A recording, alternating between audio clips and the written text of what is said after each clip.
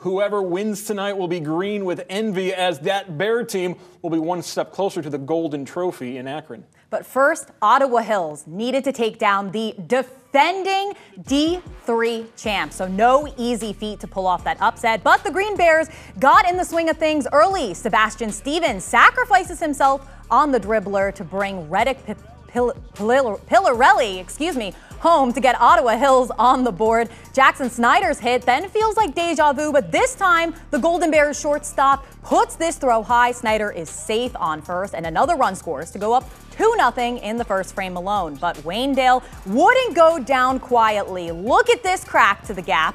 Ottawa Hills trying to make the relay, but it's not going to make it home in time. Pair of Golden Bears cross the dish to knot it up 2-2 in the fourth. The go-ahead then comes on a laser liner, a Green Bears overthrow, then going to give Waynedale a chance for a second run to come home and score. The deficit now at 4-2. Ottawa Hills would try to make a comeback after the Golden Bears tacked on two more, but Jack Eidner's pop-up, well, that's going to end it. Gold prevails over green in the Battle of the Bears 6-2, and Joel Sebastianelli shares more from Canal Park. 3 minutes is about how long it took the bottom of the sixth inning and the end of the Ottawa Hills Season 2 to unravel. 3 minutes is also how long longtime coach Chris Hardman is allowing the Green Bears to feel disappointed tonight. It's been wonderful. I think they'd probably admit they're all a little surprised at this journey, but it was wonderful, and today's outcome won't take anything away from this trip and what they've accomplished. What happened today was simple enough. Not enough hits. Trey Barkman tossed a complete Game 3 hitter, fanning 6 Green Bears. You tip your cap to him. He threw strikes. We had a good plan going in. Just didn't execute it as well as we wanted to. I mean, you got to tip your cap. He made some great pitches, and we just couldn't get it going. That happens. They were state champions, and my guess is they'll probably do it again. Their pitcher got better after the first inning, and they swung the bat, and that's how you win state championships. You hit like they did. We're really good when we get people on base, and today we didn't have enough base runners. Junior ace Sebastian Stevens went 5 1/3 with 4 strikeouts, getting his team out of innings as long as he could.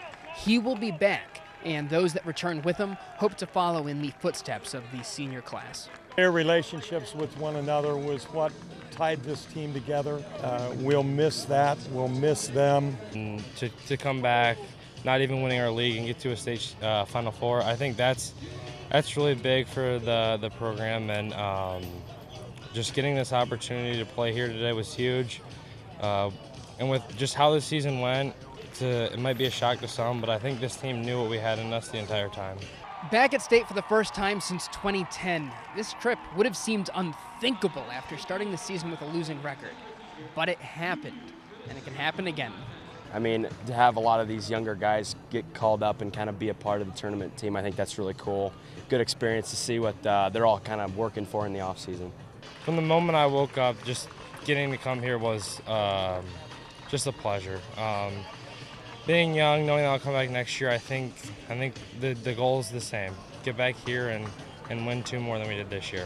With more on the game, let's send it out to the guys who called it, Greg Franke and Mark Nell. Well, it is often said that when you're up against an ace pitcher, you got to get to him early, and that's what Ottawa Hills did. They got 2 early runs. A couple of times they almost extended it against Trey Barker, an outstanding hurler for Waynedale, but he shut them down. After the second inning, he was just outstanding. Meanwhile, Waynedale got their bats together finally and turned a 2-0 deficit into a 6-2 win, and in doing so, I think they showed why they won the state championship a year ago. They did. They showed great team composure. Trey, tremendous composure. He could have easily folded, but he's going to Ohio University for a reason. Young man knows how to pitch, knows how to compete, but the whole team stayed settled down. They never panicked and did a great job. Having said all that, though, you can do nothing else than completely take your hat off to this Ottawa Hills team. It could have easily been these 2 teams in last year's state final, but for an upset loss in the regional final to Edison, which is the team that lost to Waynedale last year. And this year's team losing 14, not just in number, but high-quality seniors, 6 of them playing at the next level this year, to go even farther. That's just a tremendous accomplishment for a young team. Oh, it certainly is. And, hats off to them. Losing 14 seniors is very difficult. And like you said, quality seniors, very good players. But that just shows you that the program that they have, it shows you what Chris Hartman's done for the program. 43 years, that's a long time going after it. He knows what he's doing, and it's not just a team, it's a program. They'll be back. They'll be competitive again next year. Winning 20 games this year with the schedule that they had is some feat. And Chris Hardman really showed his experience when they were really in trouble in the fourth inning. It was a tie game. Waynedale was about to go ahead. He called a meeting on the mound, and the very next thing that happened was they picked off the runner on second base. That's experience, but it wasn't enough to keep Waynedale from breaking the game open late. 6-2. The Golden Bears beat the Green Bears here in the state baseball semifinal at Akron.